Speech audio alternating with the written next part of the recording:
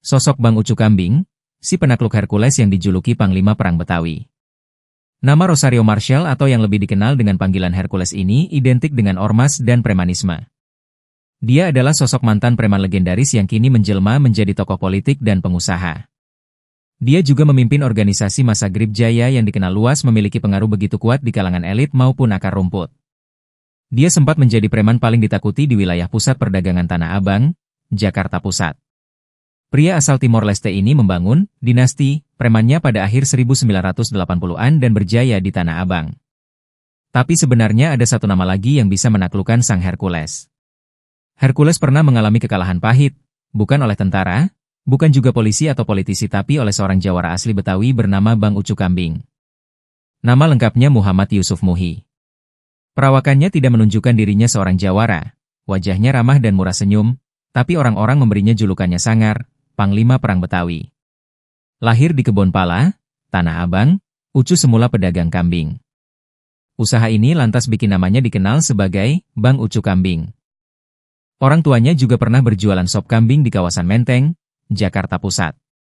Dihimpun dari berbagai sumber, Bang Ucu Kambing menghabiskan kekuasaannya pada 1993 dengan mendirikan Ikatan Keluarga Besar Tanah Abang, IKBT.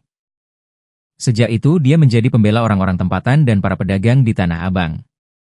Saat itu di era 90-an, dia tahu Hercules masuk ke Tanah Abang. Hercules menguasai daerah Bongkaran. Kelompoknya mengelola perjudian dan para pramuria di sana. Belakangan, teman-temannya dari Timur Timur menyusul. Kelompok ini kemudian berkolaborasi dengan jawara Betawi, Abraham Lunggana alias Haji Lulung. Diketahui kala itu terjadi perang besar antara kelompok Betawi yang dikomandau oleh Bang Ucu dengan kelompok Hercules. Perkelahian ini dipicu anak buah Hercules yang berniat membakar wilayah Jati Baru, Tanah Abang. Tapi ada juga versi yang menyebut bahwa kerusuhan ini dipicu masalah setoran yang diminta kelompok Hercules kepada para pedagang di pasar Tanah Abang. Keberadaan Hercules dan kelompoknya saat itu bukan hanya mengancam stabilitas wilayah, tapi juga menyinggung rasa kedaerahan masyarakat Betawi.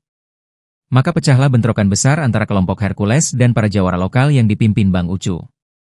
Bentrok besar terjadi hingga membuat beberapa anak buah Hercules meregang nyawa. Saat itu Haji Lulung disebut-sebut berada di pihak Hercules dan sempat dikejar-kejar oleh kelompok Ucu Kambing. Hercules kalah dan dia pun tersingkir dari Tanah Abang. Namun setelah peristiwa bentrok berdarah tersebut pada akhirnya Hercules dan Bang Ucu menjadi sahabat dan berteman baik. Pada 2 Januari 2024, sang jawara Betawi ini meninggal dunia setelah 3 tahun menderita sakit gangguan paru-paru. Dia dimakamkan di Pemakaman Umum Karet Bifak pada 3 Januari 2024.